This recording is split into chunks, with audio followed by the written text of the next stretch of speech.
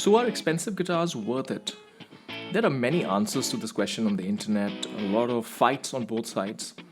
Today, from my experience of buying and selling and owning over 150 guitars and owning some very expensive and some very non-expensive guitars, I'm going to give you a definitive answer. And don't worry, you don't have to wait till the end of the video. The answer is very simply, are expensive guitars worth it? Yes, they are. Hi everyone, welcome back to the Ministry of Guitar. My name is Utkarsh Mohan. I'm coming to you from Singapore. As always, if you like what I'm doing with this channel, please do like, subscribe and share it. It really helps. And the reason it helps grow the audience. And frankly, growing the audience is one of the funnest parts of doing this. Okay, so I've already given you an answer, but I'm going to break down the reasons for my answer. I'm going to show you a couple of guitars which may help illustrate some of this. I'm going to break it down in terms of function. Are they worth it in terms of functionality? Form. Are expensive guitars worth it in terms of form, build quality, looks, appearance? In terms of emotion, are they worth it? What kind of emotions do they incite in you? And finally, value. Are they worth it? Right. So those are the four quadrants that we'll be looking at. And I'm going to begin with function. Are expensive guitars worth it in terms of function? Short answer is no. Not at all. You don't need, as a tool, as a means of making music, do you need an expensive guitar? You certainly don't. You need a certain level of guitar. So if I was to just take guitars starting from say 150 guitars going all the way to $15,000, that's the range that you have in the market today.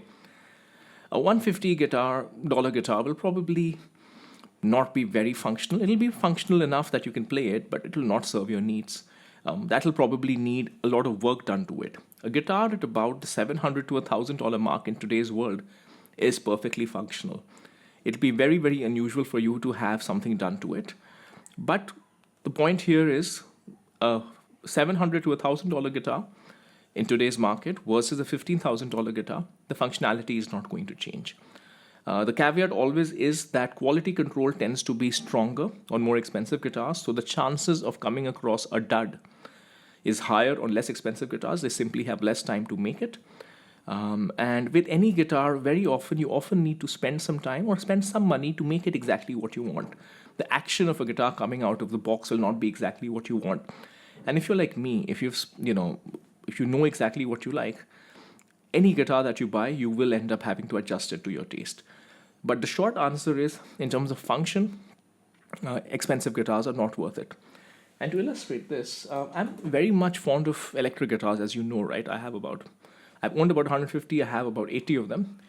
But when it comes to acoustic, I'm very pragmatic. I have like 2 or 3 acoustic guitars, each of which, serves a purpose. And this is my number one acoustic guitar. This is an it used to be an Epiphone. This is the PRS SE. Angelus, I think it's called A40E. I don't even know the name. It's basically an acoustic with a cutaway and a pickup system. It's cost, I think, about $700 or something. Maybe they're a bit more expensive now. And this is all I need. It sits around my house. I play it all the time. It's been used on gigs. It's been used on massive gigs. I think I told a story in a different channel about how a comedian was coming to Singapore. He had a big sold-out show, but he had a backup band or he had a backup guitarist. I don't know, maybe he does some sound effects. And they needed an instrument urgently, and I lent them this guitar. So yeah, this did the job. This is my number one acoustic. There is no other acoustic I like more than this. I do have a Martin that is a different story for a different day. But yeah, this is the person, this is me. I have I have no difficulty clearly in getting an expensive acoustic if I wanted. But I just need an acoustic to be an acoustic guitar, and my Epiphone is as good as it gets. So now let's talk about form. What do I mean by form? I mean build quality, I mean aesthetics, how it looks, and I also mean how it feels. And I include feels under form because something feeling better or worse may not affect the way it functions, but it definitely affects the entirety of the thing, the entirety of the experience. When it comes to form, expensive guitars are significantly better. This is not a subjective opinion. They use better woods. They have better woods in terms of lighter woods, more resonant words. When I mean resonant, I'm not necessarily talking about sound here. I'm simply talking about how much the wood seems to vibrate. And a lot of this is also to do with manufacturing techniques where they can actually dry out the wood over a long period of time because they have the time when they're doing an expensive guitar. So better woods look better, sound better. I want to talk a little bit about the paint and the feel. One thing that you notice with less expensive guitars versus really expensive guitars, and just to put some clarity here, when I'm talking expensive, I'm talking about very expensive, made in USA and sometimes made in Japan guitars.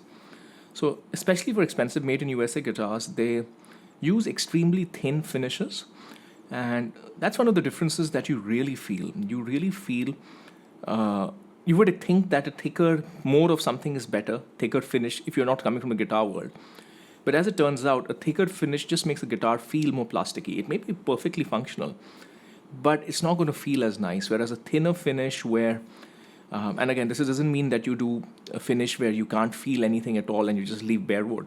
But finding that right balance just makes the guitar come alive. It's just a guitar thing. So there's the feel of it.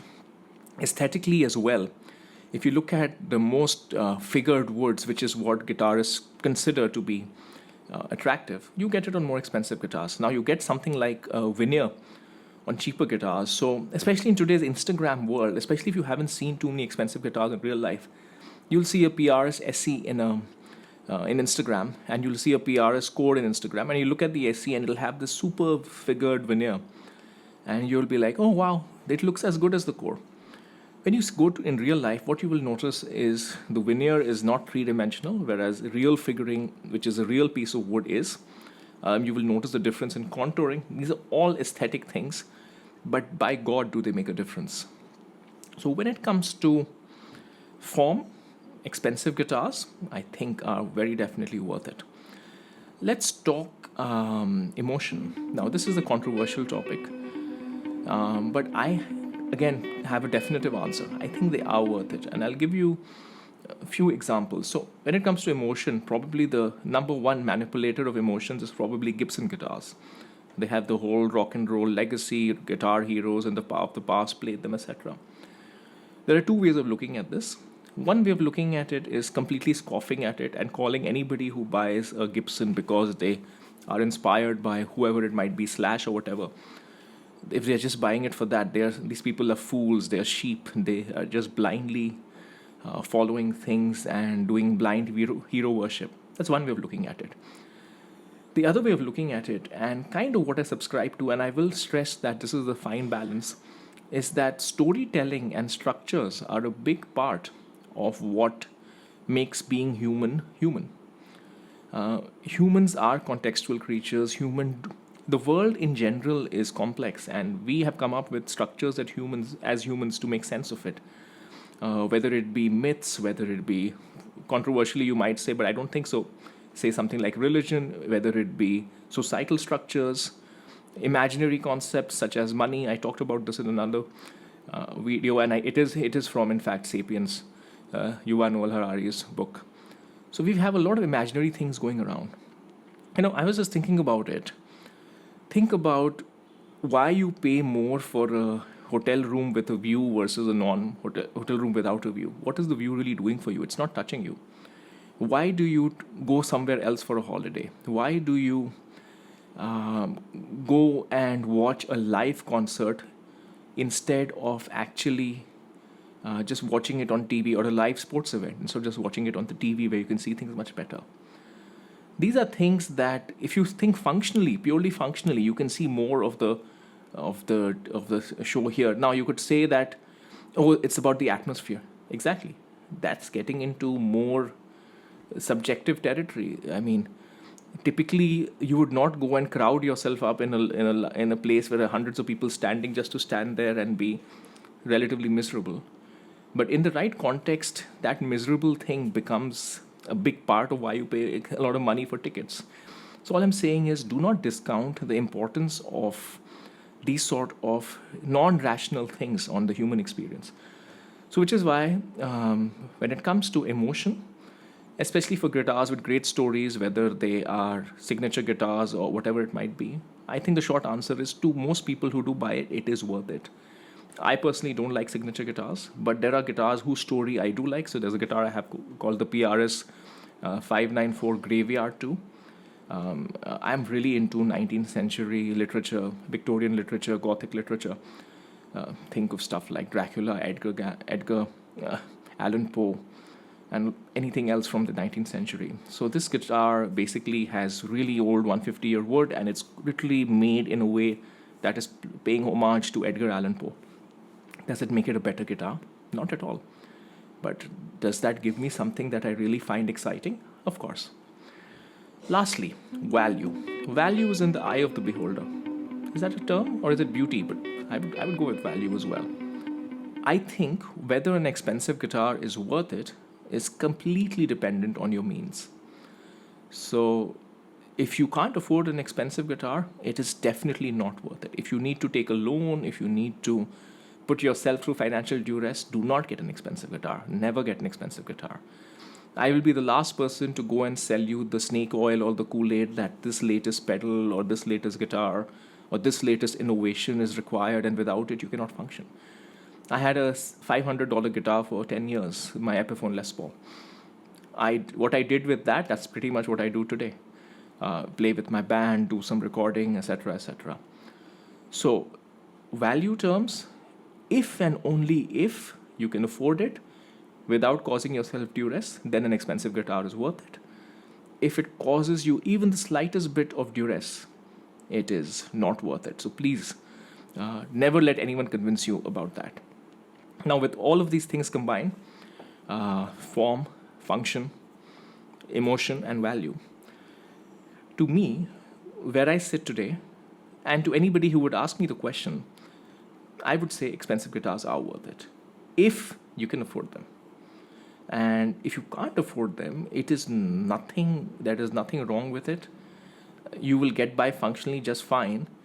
And I guess that is the magic of this particular thing. That is the magic of this particular, I would say, hobby, but really it's the modern world that we live in. It exists across fields. If you look at, say, cars, another interest of mine, all cars get you from A to B. And you can pay $10,000, not in this country. I live in a country where any car is over $100,000. But in most countries, you can pay $20,000 for a car, or you can pay $2 million for a car. Both will get you from A to B. Probably the $2 million car will be worse in getting you from A to B. So the main point here is there is no reason to buy an expensive guitar. But if you do buy one, there is nothing to feel bad about it either. And it is totally worth it. All right, I hope this was helpful. I hope this gave you a measured view. Let me know what you think. Let me know your opinion as well. And as always, I'll see you next time.